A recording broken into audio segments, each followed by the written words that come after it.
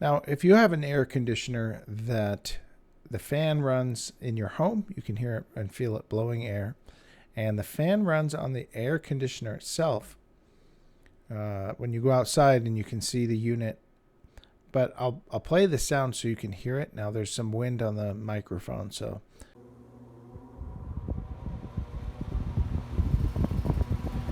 you can hear the fan moving, but there's another component within the air conditioner unit that should be making some noise, or at least functioning, and that is the compressor that is below the fan. And if that's not working, you could either have a failed compressor, but more likely and more often you have a failed capacitor. The capacitor inside is called a dual run capacitor. In most instances, there's actually two capacitors inside one unit. So it looks like one capacitor, but it is more than one inside. And so that is the first part or component that you should check, test, or just replace. Oftentimes, I'll just replace it. That's the easiest way to diagnose it. Now, you want to replace it with an equivalent capacitor with all of the specs, and they are usually printed on the front of the capacitor. But also, I take a picture of the wiring so that I know what color wire goes to the HERM connection, which color goes to the fan, and which one goes to the common or the C connection, as you see there. There are also a couple ways to test a capacitor, and capacitors have organic matter inside, and so it decays over time. Now, you may notice that the air conditioner works sometimes and doesn't work others, or it just might stop working altogether in the sense of not cooling. And that could be the failing capacitor. So one way is to use a multimeter and set it to the function. You can test the functionality of the capacitor.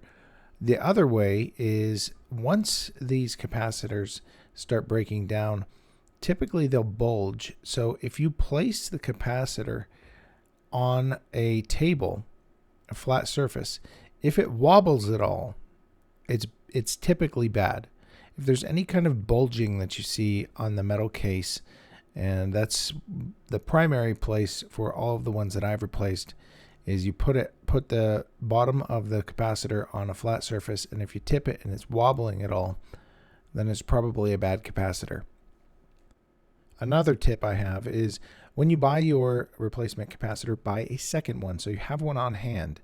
That way, when it's inconvenient the next time for your air conditioner to fail, you already have one. You can swap it out. It's ready to go, and you can order your replacement at your convenience rather than, Sunday night when all of the stores are closed or the electrician wants to come charge you an insane amount. So I'll put a link in the description below for where you can pick up capacitors on Amazon, and you can also check your local HVAC supply. They typically have them on hand and can answer any questions. If you can't read the writing or if you don't know what you're looking at, then you bring it into the HVAC and the guys, and they can help you sort it out typically.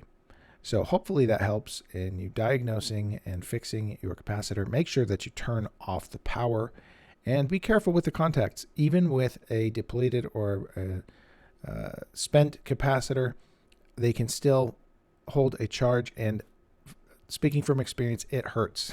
It really hurts if you get shocked. So I hope this video was helpful. Let me know in the comment section below. If you want to support this channel, every bit helps. If I saved you some money, I would appreciate any kind of support back. It helps me make more videos like this. I have a link to my Patreon page. Even the smallest donations help, and I look forward to helping you in the future with other DIY repair projects. Thanks for watching. Have a great day.